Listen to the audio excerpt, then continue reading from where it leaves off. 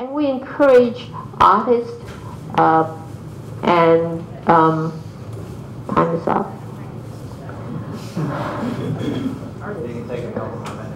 Well, when I talk about this, I have some problem of controlling myself because I like this idea a lot. Well, maybe we'll finish it. Huh? Finish what Keep you're going. saying. Go ahead. Keep going. You want to be the Encouraging farmers here as well? You're saying encouraging artists. Yeah. That's important. Right, so what I'm thinking about is that we would have more than rural areas here, rather than rural areas only older people with their grandsons or granddaughters living there, and they don't have much to do but looking at each other every day or chatting to each other in the front yard of the temples at different villages. We want the younger people to move back, to live with their parents and their child and their children, and then start to have meaningful economic activities in the farming and rural areas. And then we will encourage R&D firms to move to these areas, but because these areas are very beautiful. The R&D people want to have good living environment. And so long as we can get all the communication system right, to get the transportation system right, I mean, people like myself would be very happy to live in the rural area and to pursue a career of R&D. And then if you look at, I don't know whether you're familiar with the Hakka villages here. Hakka villages here. If you have an opportunity to visit the Hakka village here, essentially they are farming villages. I mean, meaning most of them engage in agriculture activities. But at the same time, you can sense that there's a very strong flavor of culture there. I mean, Hakka culture is very distinct, including the kind of fabrics and the kind of food. So it's very, very attractive culture. So I always say agriculture. When you say agriculture, it's actually two words. It's agri and culture, you know. And there's a strong element of culture in the agriculture area. So I would encourage artists, writers, to live in areas like that. And we have good examples. Very Hakka writers actually live in the agriculture area, and they write wonderful things about Taiwan. So with that sort of blending of different economic and cultural activities in the rural areas, I'm sure the rural areas will become a much livable place and a place that may create new momentum for the economy here. So globalization is about people who have the money, the knowledge, the skill to compete in the international market, and then become a winner of some sort and get himself or herself rich. But globalization is also about people who cannot move at all, cannot compete in the international market. And we're talking about laborers and farmers. And you have to take care of them and to make them economically meaningful in a globalization world. So what I was talking about just now is try to find a way to make them meaningful in a globalization world. So and this is what we have to do, because we have placed so much emphasis on exports, so much emphasis on industrial production, and we have this mentality of development at all costs, including environmental costs, including low labor standard. And this is not the way we should be doing business in the next stage. We only develop ourselves at affordable costs. We don't develop our economy at all costs. And then if you want to develop an economy at an affordable cost, you have to find industry that is friendly to the land here, to the environment here. And the kind of economic model that I was trying to explain to you is the kind of model I think is best suited for Taiwan, because we have good agriculture. We had. And we have. This may be a good time to start for questions. Yes, he's trying to stop me from talking more.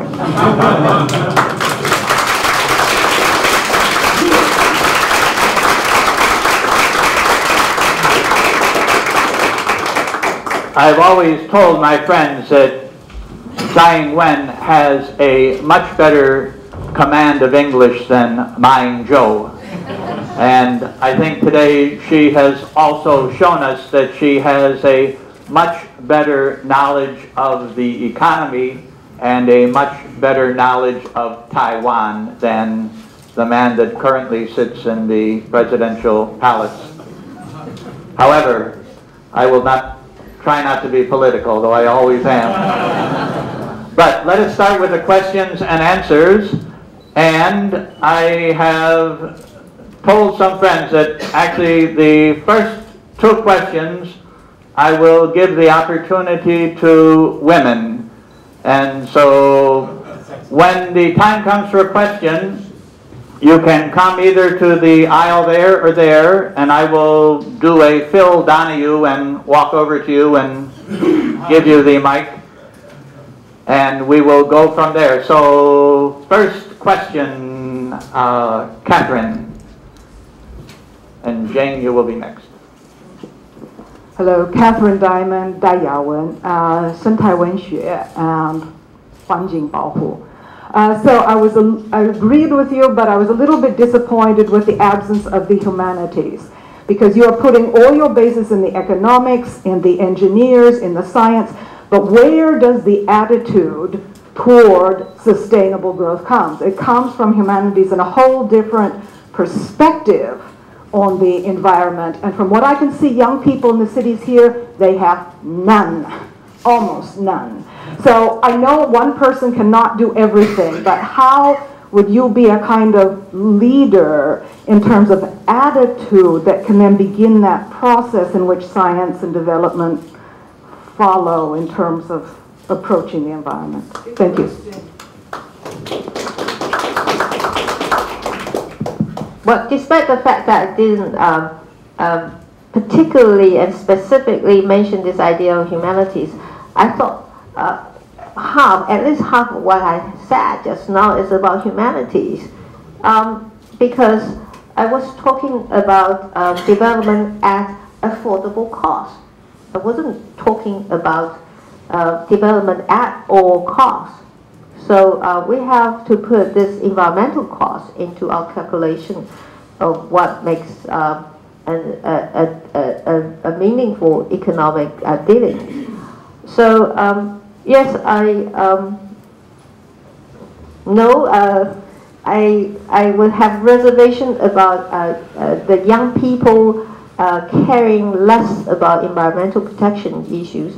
But my sense is that if you look at the movements, the anti-Guoguang movement and anti-nuclear power movement, and even this very well-known instance in Miaoli, where the county magistrate was trying to take away the land from the farmers, and there are a group of people trying to help local farmers to keep their land.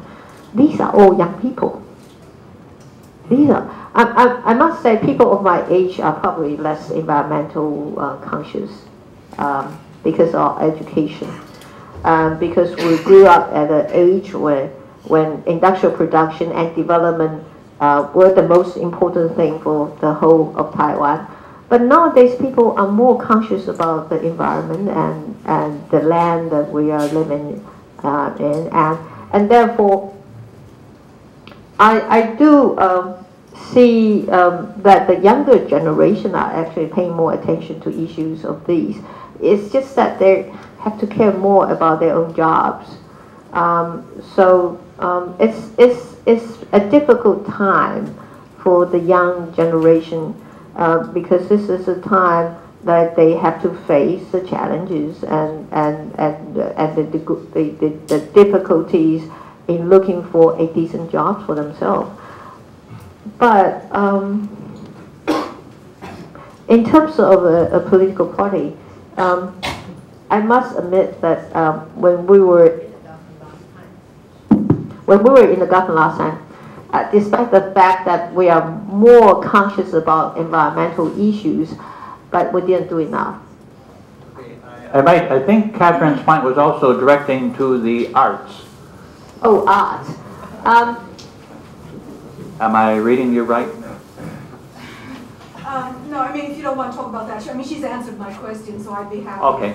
if somebody else Okay, asks them. good. No, I like arts and literature too. I mean, that's why I was talking about making the living environment right for the writers and the artists, so that they can get together and live together and help each other, or they can live leisurely in different areas and non-city areas. I mean, I tend to think that cities are not the best places for writers and artists. But I understand. You may. I was using this example of Hakka and the Hakka writers, the Hakka artists, and there are living in a Hakka villages, farming areas. So they write about the places that they live in and the people they live with, and they're wonderful writers. So what I want them to do, people to have the opportunity is to have to get something that is not limited to the Hakka community. I mean the Taiwanese people as a whole. I want to create a good environment for the writers and the artists. By the way, I will say now, after his AP incident, Mine Joe always asks that questions be written out beforehand so that he can screen them, but all questions coming from this group, there is no screening. And I have told Dr. Tsai's people to be prepared for anything and everything. Okay, Jane, I'll have you next. Chairman Tsai, this is Jane Rickards from The Economist. I just want to ask you, what do you think about Ma Ying-jeou's recent comments that he doesn't support Guoguang, Shihua and Jianghua? Because what it seems like to me is that he was responding to Mr. Su and yourself, because both of you said you didn't support Guoguang. And Ma's announcement defied expectations in the petrochemical industry, and I even heard different things from the IDB before the announcement. So I guess my first question is, do you see the environmental group do you see environmental vote as critical in the presidential election? And do you see them as that sort of do they form part of that sort of centre group of people? And because with voting patterns in Taiwan, you have the green group and the blue group, and then in the middle you've got these sort of swinging voters, and it's very important to get their vote. Do you see the environmental vote as falling within that central ground? And can you comment on Ma's announcement? And my second question would be that given that the DPP is making the environment sort of central to its campaign, do you feel that in some ways Ma's sort of taking the wind out of your sails in any way with that announcement? Thanks.